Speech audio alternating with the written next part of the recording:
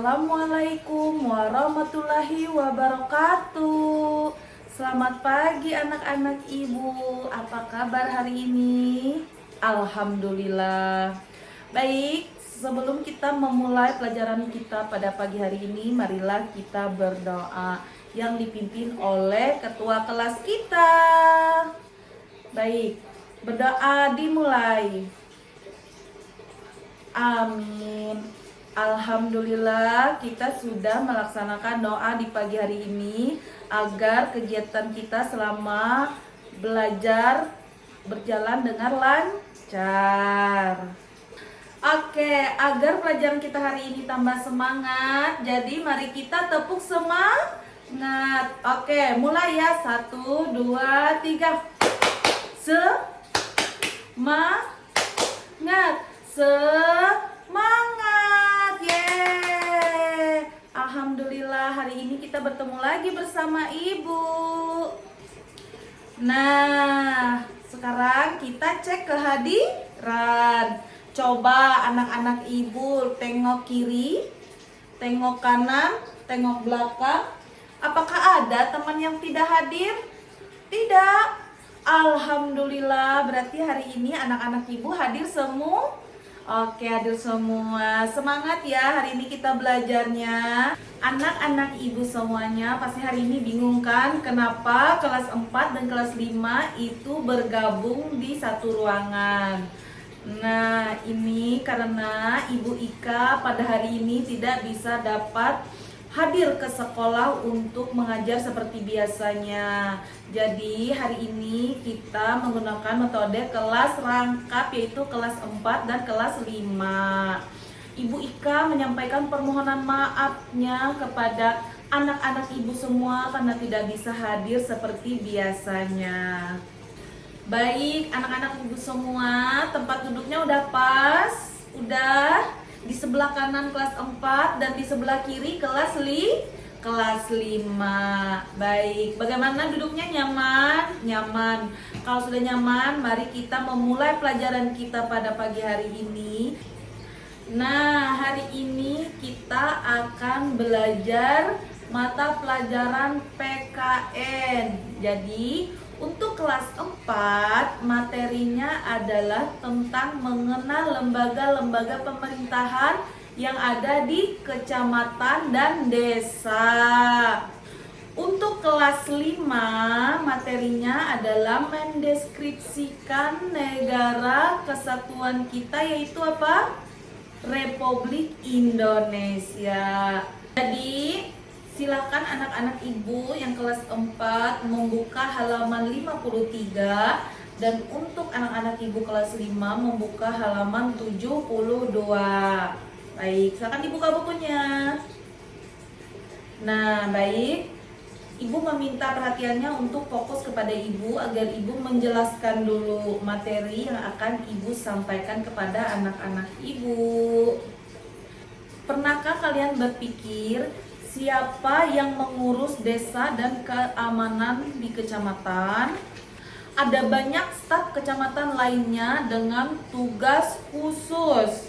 Kepala desa, perangkat desa, camat, dan staf kecamatan bekerja keras untuk membuat desa dan kecamatan kita menjadi tempat yang aman, nyaman, dan sejahtera.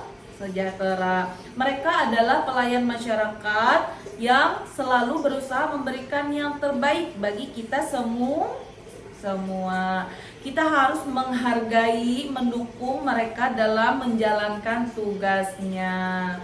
Itu materi kelas 4. Sekarang yang kelas 5. Nah, Indonesia adalah negara yang besar dan luas.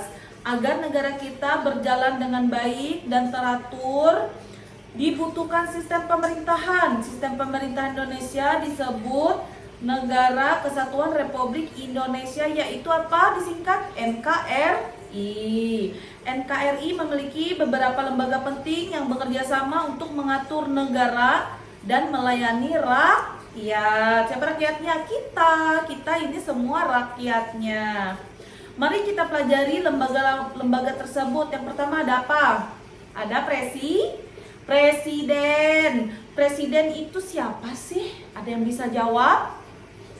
Baik, Ibu jelaskan ya. Presiden adalah kepala negara dan kepala pemerintahan di Indonesia.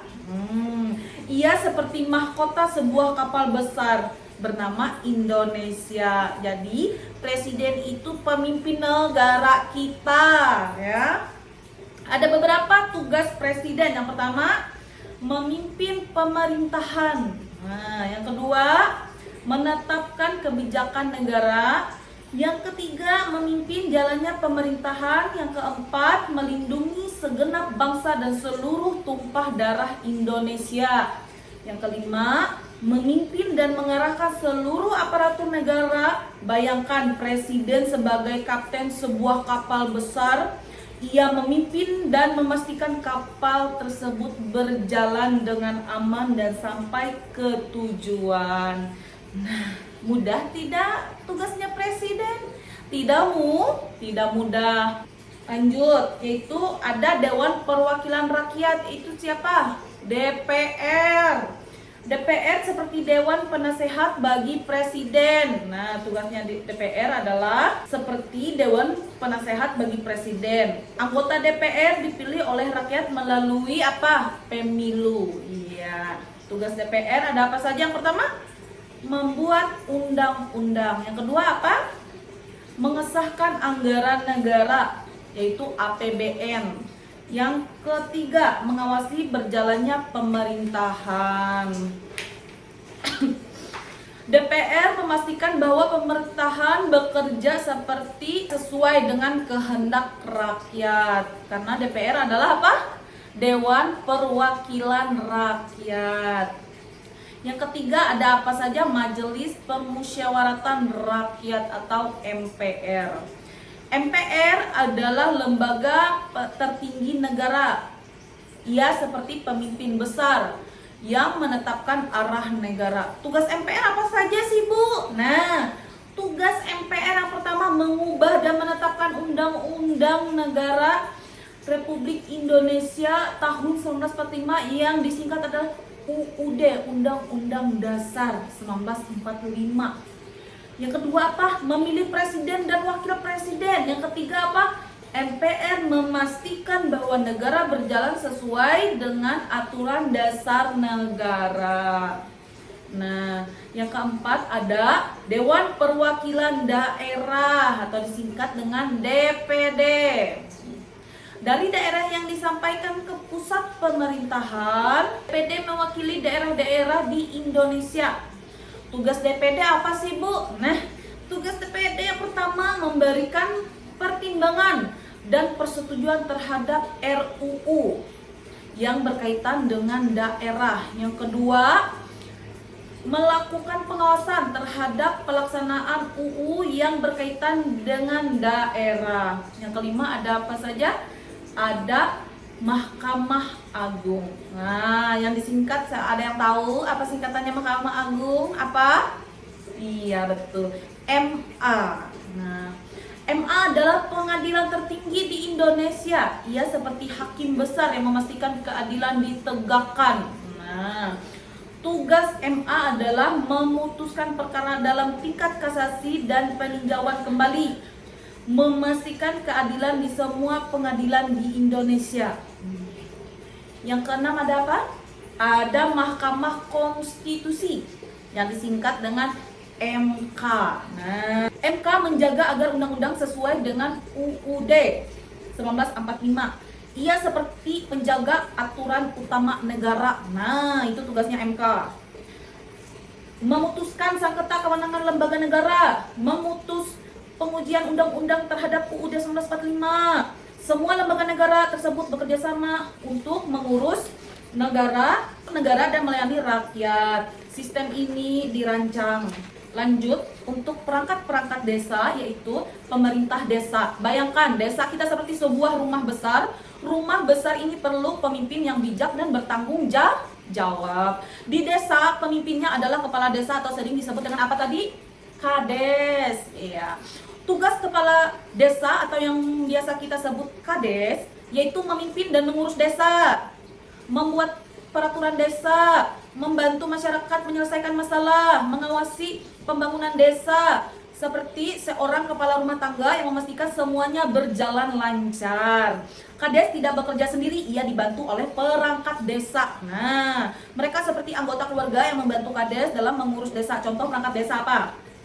Ada yang tahu? Yang pertama ada sekretaris desa. Apa tugasnya, Bu? Nah, tugasnya adalah membantu Kades dalam administrasi dan surat menyurat, seperti seorang sekretaris yang mencatat dan mengurus dokumen penting. Yang kedua ada kepala dusun atau kadus. Nah, membantu Kades dalam mengurus wilayah dusun seperti seorang pengawas yang memastikan semuanya berjalan baik di wilayahnya. Tugas selanjutnya ada bendahara desa. Pengurus keuangan desa seperti bendahara rumah tangga yang mengatur keuangan. Kalau bendahara tahu lah ya tugasnya apa, mengatur keuangan. Tapi kalau di desa dia mengatur keuangan yang ada di desa. Dan lain-lain, ada banyak perangkat desa lainnya yang memiliki tugas khusus. Selanjutnya, apalagi pemerintahan kecamatan. Nah, desa-desa digabung menjadi satu wilayah yang lebih besar disebut dengan kecamatan. Kecamatan juga perlu seorang pemimpin, yaitu camat. Tugas camat memimpin dan mengurus kecamatan, membantu dan mengawasi desa-desa di wilayahnya, mengawasi ketertiban dan keamanan di kecamatan, melaporkan kondisi kecamatan kepada pemerintah yang lebih tinggi. Seperti seorang manajer memastikan semua desa di wilayah berjalan baik. Camat juga dibantu oleh staf kecamatan. Mereka seperti tim kerja yang membantu camat dalam menjalankan tugasnya. Baik, itu adalah materi kita hari ini. Ada pertanyaan untuk kelas 5 dan kelas 4. Untuk apa sih, Bu, kita mempelajari materi ini? Nah, tujuan kita mempelajari materi ini untuk kelas 4. Nah, untuk kelas 4 tujuannya mempelajari materi ini agar memahami hak, kewajiban, dan tanggung jawab warga negara dalam kehidupan masyarakat, berbangsa, dan bernegara di lingkungan sekitar. Untuk kelas 5, untuk apa mempelajari materi itu?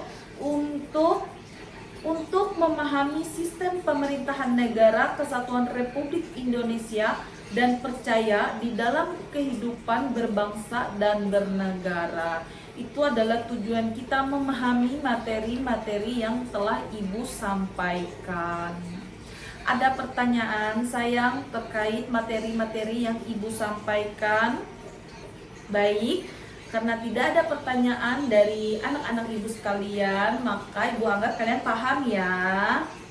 Jadi Ibu akan memberikan tugas kepada kelompok kelas 4 terlebih dahulu.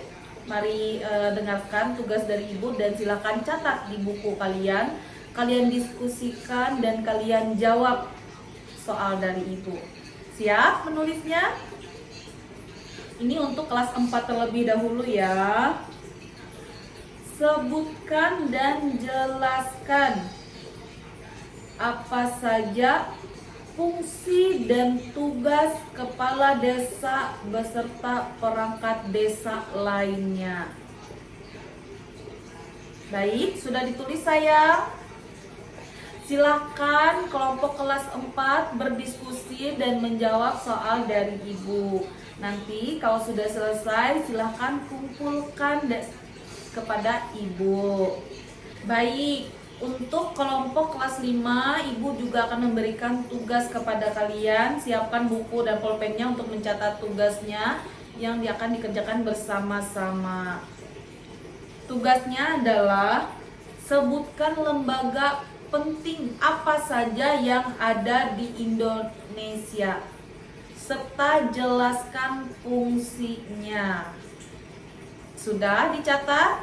Baik.